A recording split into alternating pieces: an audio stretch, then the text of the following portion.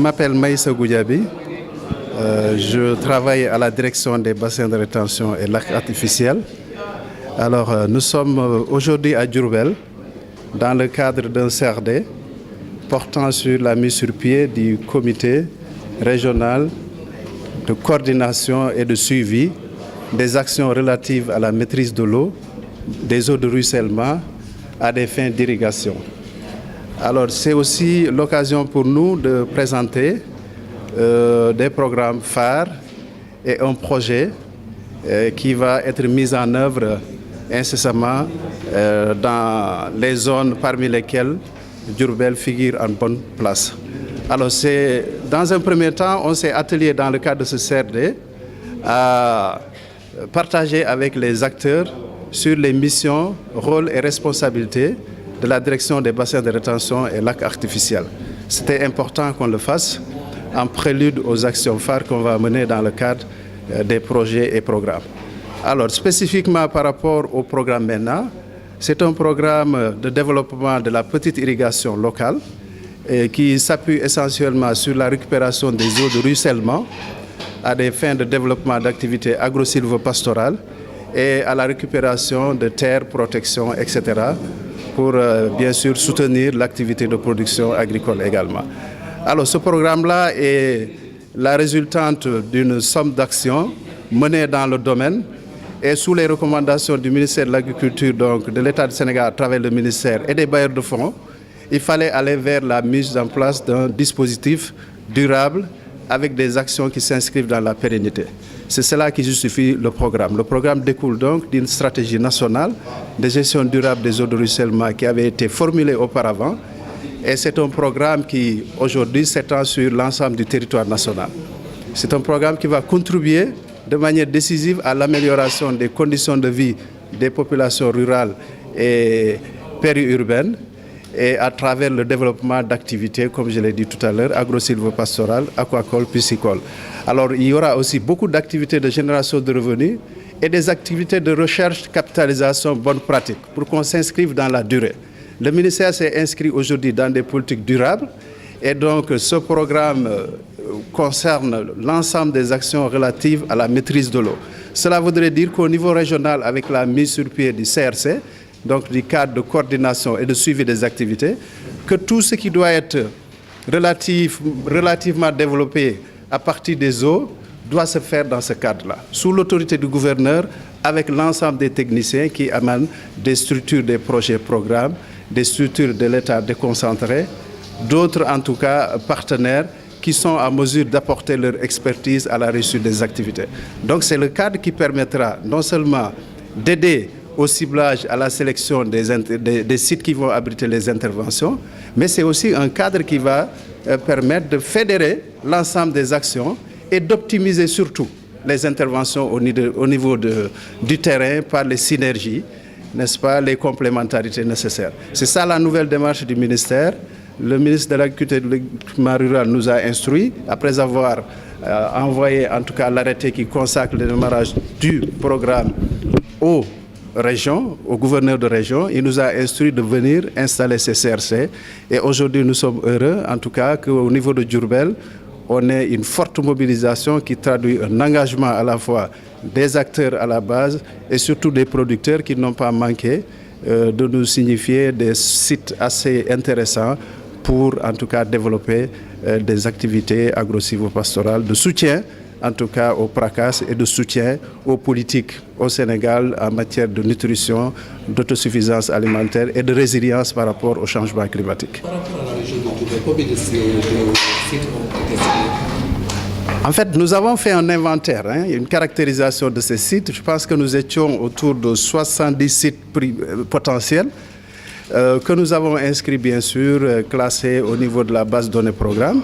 Mais compte tenu de ce qu'on a entendu ce matin, il y a des possibilités d'actualisation de ces bases de données. Donc il y aura une étude qui va encore revenir pour faire l'état des lieux, parce qu'il y a eu entre-temps les interventions des projets et programmes dont il faudra tenir compte. Donc il y aura des études supplémentaires qui vont faire l'état des lieux et faire une priorisation de tout ce qui pourra être développé au regard du potentiel, au regard des types de sols et au regard bien sûr du dynamisme des acteurs.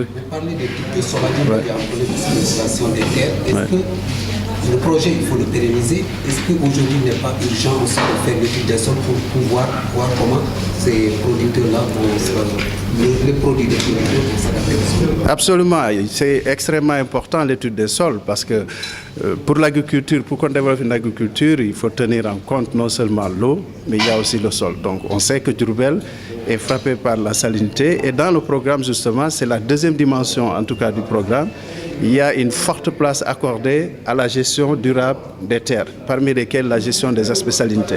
Et là, je dois dire que nous travaillons au niveau de la DEBRELA en synergie avec d'autres acteurs du ministère de l'Agriculture tels que l'INP, qui s'occupe un peu de ces aspects, mais aussi d'autres services comme les eaux et forêts, les gens de l'hydraulique, etc.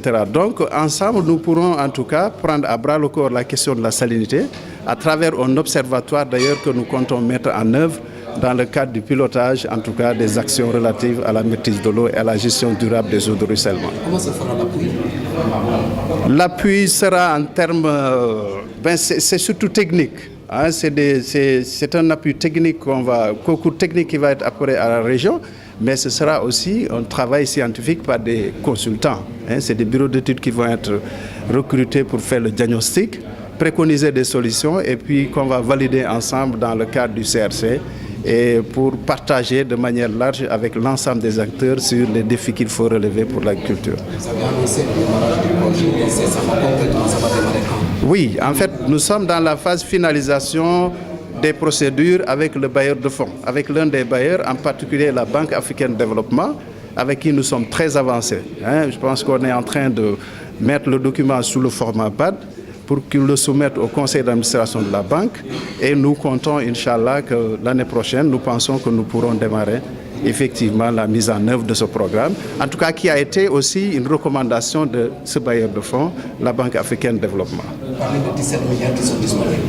Oui, là c'est pour l'autre programme, pour l'autre projet, c'est le Paris.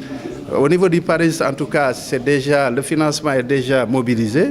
En fait, c'est un projet qui est déroulé dans le cadre du SILS pour contribuer un peu à la résilience en faisant la promotion surtout de l'irrigation, de solutions d'irrigation on va parler. Donc ce programme-là va démarrer incessamment parce qu'on est dans la procédure de recrutement du coordinateur et donc de l'équipe de base, disons, le coordinateur, le responsable des acquisitions et le responsable administratif et financier. Donc, très prochainement, les études vont être lancées et donc le programme permettra en tout cas de positionner un peu les interventions, surtout au niveau de l'irrigation et des solutions à l'irrigation, qui va concerner surtout les femmes, parce qu'il y aura beaucoup de PPM, petits périmètres maraîchers. C'est des parcelles de 0,25 hectares par femme. Et on en a 100 hectares à faire. Je pense que cela va beaucoup impacter sur, en tout cas, le revenu de ces femmes-là dans le cadre de leur ménage. Alors, ce qui va changer, c'est qu'ils vont travailler maintenant hors saison. Et en plus de la saison des pluies, ils auront des opportunités de travailler pendant la contre-saison. Sur une durée de 3-4, ça dépend de la durée de la rétention des eaux et des capacités de stockage. Donc, on sait qu'il y aura une forte diversification des activités, une forte amélioration des revenus à partir des eaux de ruissellement qui vont être retenues. Les gens pourront faire du maraîchage, améliorer un peu l'activité pastorale. Mais au-delà de ça, vous savez, dans les programmes maintenant, on met d'autres aspects qu'on appelle activités génératrices de revenus, telles que les bergeries, vous les avez vues, tels que l'appui à l'apiculture, tels que... Bon, autant d'activités qui vont en tout cas permettre aux ruraux aujourd'hui de s'occuper toute l'année, au lieu de dépendre des aléas climatiques. Donc, on ne sera plus sous le joug de la tyrannie de l'arachide. Je pense que cela va être jugulé.